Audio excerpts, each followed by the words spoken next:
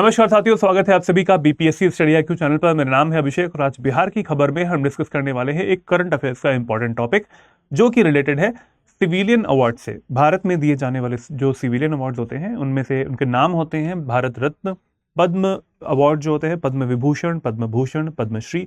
इनको ही आज हम डिस्कस करने वाले हैं और उसमें भी उन पर्सनालिटीज को जिन्हें जो कि बिहार से रिलेटेड है, बिहार की पर्सनालिटीज है और उन्हें दिया गया था 2024 में। आपके आने वाले एग्जाम के लिए काफी इंपॉर्टेंट है ये चीज, क्योंकि ये पर्सनालिटी बेस्ड जो क्वेश्चन होते हैं डायरेक्टली पूछते हैं एंड अवार्ड्स बेस्ड भी। तो ये वीडियो आपके लिए इंपॉर्टेंट है, इंफॉर्मेटिव है।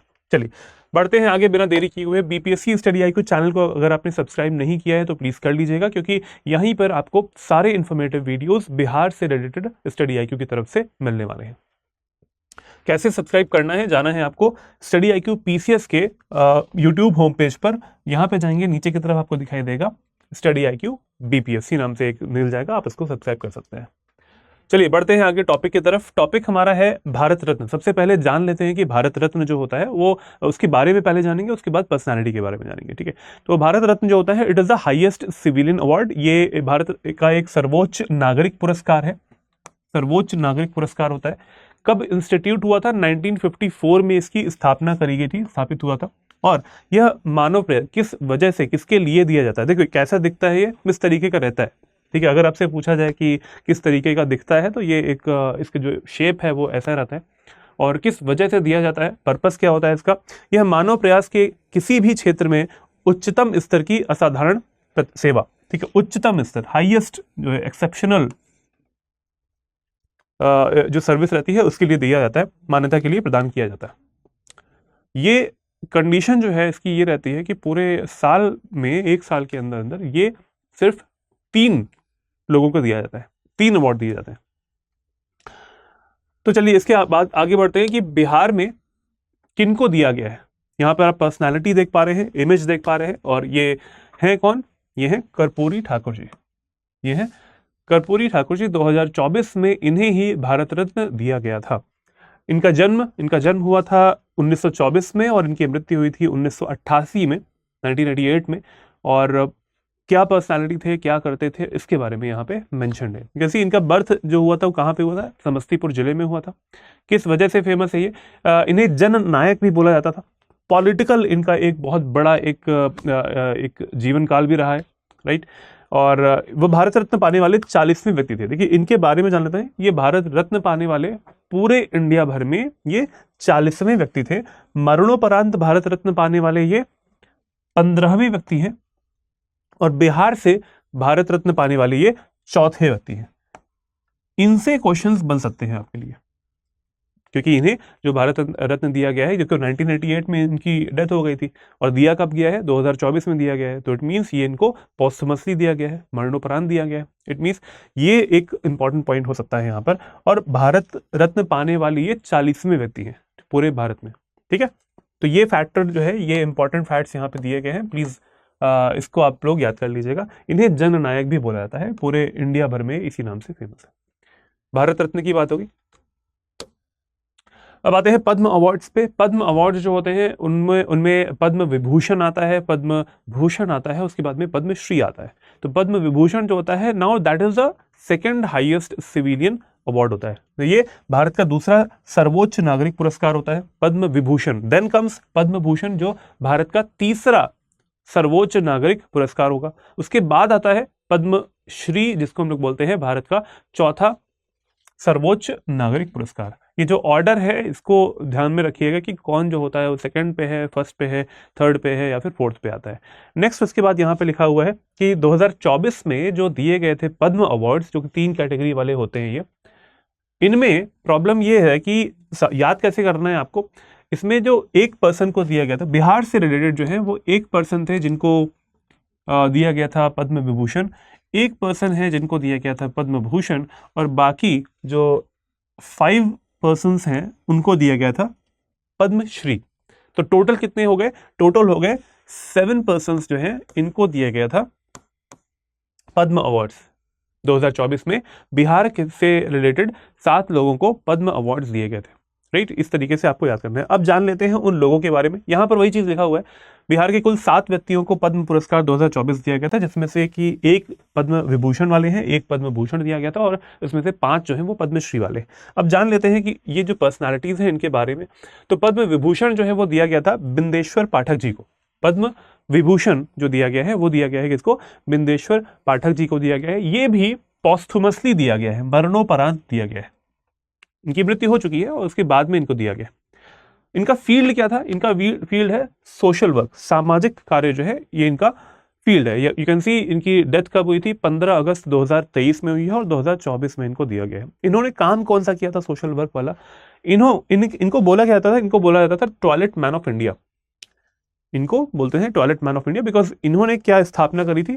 आपने देखा होगा, कभी भी आप पब्लिक ट्रांसपोर्ट से ट्रैवल करते हो, बसेस से या फिर रेल ट्रेन से अगर ट्रैवल कर रहे होते हो, तो सुलभ शौचालय आपको दिखता होगा, सुलभ शौचालय होता है। तो सुलभ इंटरनेशनल की जो स्थापना है वो इन्होंने ही करी थी।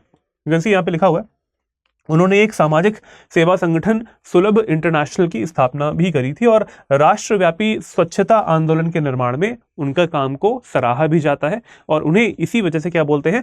भारत का टॉयलेट मैन भी बोलते हैं।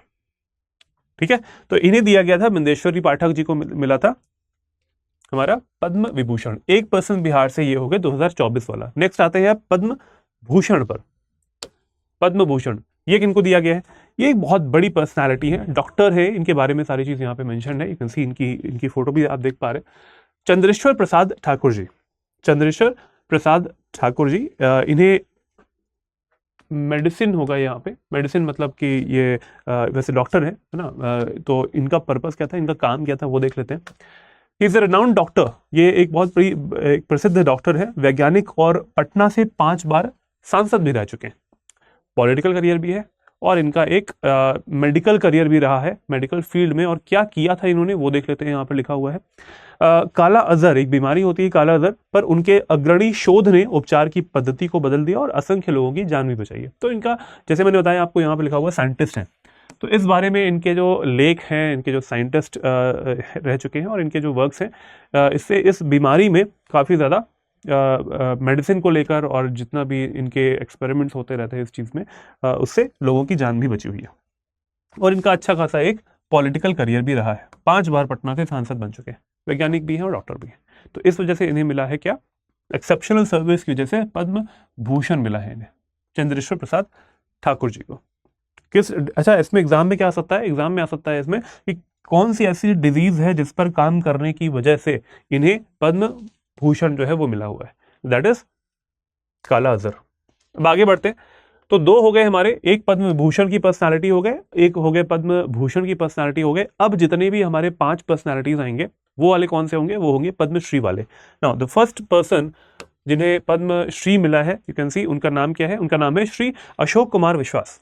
श्री अशोक कुमार विश्वास, इनकी इमेज यहाँ पे आप देख पा रहे हैं। इन्हें मिला किस चीज में? इन्हें मिला है आर्ट में, कला के क्षेत्र में इनको मिला है। और इनका जो कला है वो किस वजह से?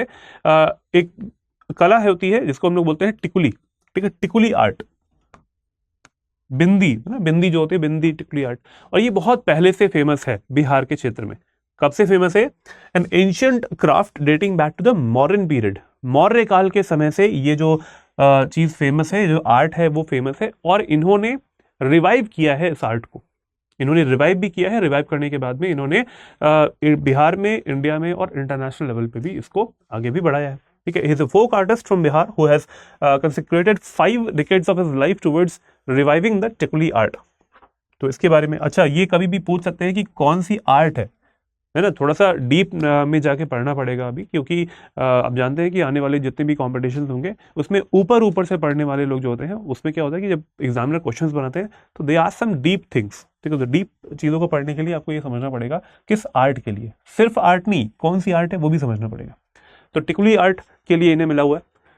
अगले पद्मश्री अवार्डी कौन है? इनका नाम है श्री सुरेंद्र किशोर, श्री सुरेंद्र किशोर। और ये जर्नलिज्म जो होता है उसके क्षेत्र में इन्हें पद्मश्री मिला हुआ है। ठीक है, लिटरेचर एंड एजुकेशन के क्षेत्र में, या फिर हम कह सकते हैं जर्नलिज्म के क्षेत्र में इनको अवार्ड मिला हुआ है।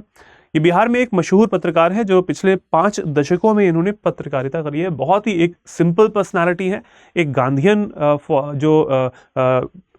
सादगी होती है, गांधीवादी विचारधारा के हैं, गांधीयन सादगी इनके अंदर आपको दिखाई देती है। और ये बहुत ही एक मशहूर पत्रकार के तौर पर है, विनम्र है और अनेक संत पत्रकार भी माना जाता है। इतनी अच्छी पर्सनालिटी है इनकी कि मतलब इनका किसी से बैर नहीं है, तो ना ही इनके किसी से कुछ पंगा उंगा होगा। तो ये इनके पॉजिटिव पॉइंट्स हैं। पद्मश्री अवार्ड इन्हें मिला हुआ है एंड आप इनकी इमेज भी देख पा रहे हैं। चलिए आते हैं अब नेक्स्ट पद्मश्री अवार्डी श्री राम कुमार मलिक जी। श्री राम कुमार मलिक जी, इनको भी किस विधा में मिला है, किस क्षेत्र में मिला है? कला के क्षेत्र में ही इनको पद्मश्री अवार्ड मिला हुआ है। इनका जो कला है, इनकी जो कला है वो किस तरफ जाती है? ये जाती है हमारी ध्रुपद, दरभंगा की ध्रुपद परंपरा के ये कलाकार हैं। दरभंगा जिला की ध्रुपद परंपरा के, दरभंगा घराने से भी आते हैं ये। इसके अलावा उन्हें न केवल ध्रुपद संगीत बल्कि ख्याल, ठुमरी, दादरा, विद्यापति और साथ साथ जो भजन होते हैं उनमें भी महारत हासिल है। तो इन सब चीजों में इनकी महारत है। That is why he has got the Padma Shri award. Civilian award है ये, हमारा 4th हाईएस्ट सिविलियन अवार्ड, वो इन्हें मिला हुआ है। वह 500 वर्षों से चली आ रही संगीतकारों की सबसे पुरानी परंपरा दरभंगा की ध्रुपद परंपरा के कलाकार हैं। तो ये बात होगी हमारे श्री राम कुमार मलिक साहब की।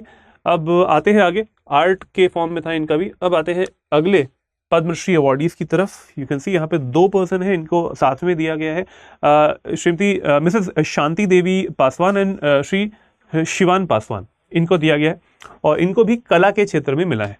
ठीक है, आर्ट के क्षेत्र में मिला हुआ है।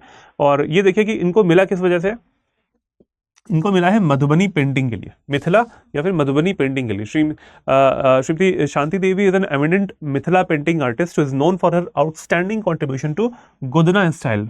सो प्लीज सी दैट, इसको आराम से इसको समझ लीजिए कि किस चीज में मिला हुआ है।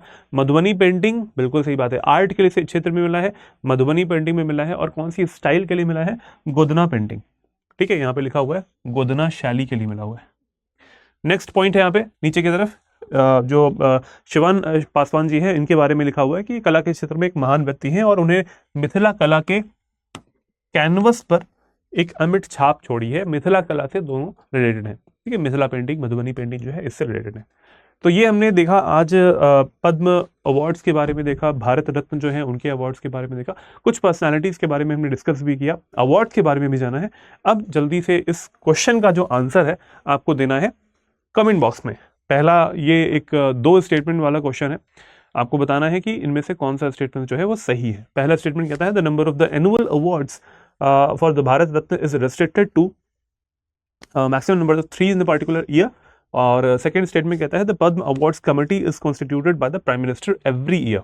इसका आंसर आपको देना है कमेंट बॉक्स में, आराम से पढ़ लीजिएगा। You can pause the video also, Hindi में भी देख लीजिए और इसका आंसर दे दीजिएगा कमेंट बॉक्स में। इस वीडियो का अगर पीडीएफ चाहिए आपको तो पीडीएफ के लिए आप जा सकते हैं लर्न एंड ग्रो विद अभिषेक इस टेलीग्राम चैनल पर, वहां से डाउनलोड कर सकते हैं। डिस्कस एंड ग्रो विद अभिषेक इस चैनल को भी आप डाउनलोड कर सकते हैं और इस ग्रुप पर भी आप ज्वाइन हो सकते हैं। और साथ साथ ये एक ईमेल आईडी है, इस पर भी आप मुझे कॉन्टैक्ट कर सकते हैं। अगर आपको तैयारी करनी है बिल्कुल बेस लेवल से, बिल्कुल अगर आपको स्क्रैच लेवल से तैयारी करनी है किसी भी स्टेट पीसीएस एग्जामिनेशन की स्पेसिफिकली जो कि यहाँ पे लिखे हुए हैं, तो आप एडमिशन ले सकते हैं फाउंडेशन संकल्प बैच 8 में, जो कि एडमिशन जिसमें कि क्लोज हो रहा है 10 नवंबर को। अच्छा, मैं जितने भी आपको एडमिशन यहाँ पे बताता हूँ, एडमिशन होते रहते हैं हमारे और एडमिशन क्लोज भी होते रहते हैं। इतने ज़्यादा एडमिशन यहाँ पे हो रहे हैं। कई सारे ऐसे लोग होते हैं जो कि वर्किंग प्रोफेशनल्स हैं, सब यार जो कि कॉलेज में है इस टाइम पे, तो हर वर्ग के लोग जो होते हैं वो यहाँ पर आते रहते हैं और एडमिशन लेते रहते हैं। मैक्सिमम डिस्काउंट कब मिलेगा आपको? जब आप AKS लाइव कोड का यूज़ करेंगे। इस कोड का यूज़ करने से आपको मैक्सिमम डिस्काउंट मिलेगा, 12,499 में आपको ये कोर्स मिल जाएगा। क्या मिलेगा इसमें आपको? इसमें मिलेगा आपको mentorship, live classes, daily answer writing, content भी मिल जाएगा आपको हिंदी और इंग्लिश लैंग्वेजेस में, और टेस्ट सीरीज भी मिलेगी। ये सारी चीज़ें इस कोर्स में इंक्लूडेड है। और अगर आपने BPSC स्टडी IQ चैनल को सब्सक्राइब नहीं किया है तो वो भी कर लीजिएगा। सारे इन्फॉर्मेटिव वीडियोस आपको वहीं पे मिलेंगे। इस वीडियो का PDF कहाँ पे मिलेगा? Learn and grow with Abhishek Telegram channel पर। मिलते हैं अगली वीडियो में, तब तक के लिए Jai Hind, Jai Bharat, take care everyone, good bye.